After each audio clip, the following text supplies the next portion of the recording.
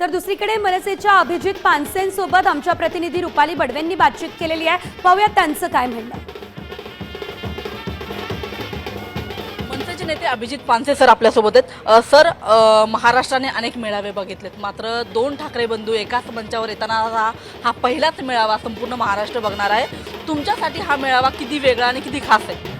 वेगळा निश्चितपणे आहे, कारण एवढ्या वर्षांनंतर दोन ठाकरे बंधू जर एका व्यासपीठावर येत असतील तर हे राजकीय नाही आहे किंवा मी एखाद्या पक्षाचा नेता म्हणून नाही बोलत आहे, पण एखादी घटना अशी असते की जी आनंददायी वाटते सगळ्यांना.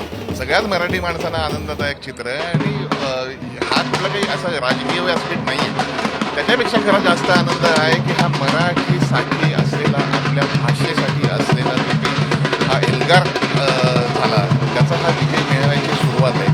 आणि लक्षात घ्या, राजकारणाच्या पलीकडे भाषेकरता उभं राहणारा जर समाज जेव्हा उभा राहतो तेव्हा माझ्या मते निश्चितपणे ती अत्यंत त्या राज्याकरता किंवा त्या भाषिक लोकांकरता गौरवास्पद घटना आहे आणि ज्याची ही सुरुवात आहे असं मी म्हणतो की आता तुम्हाला सगळीकडे मराठी हळूहळू दिसेल. आता isakal.com आहे देशातील नंबर 1 ची मराठी न्यूज वेबसाईट. प्रत्येक अपडेटसाठी isakal.com ला नक्की भेट द्या.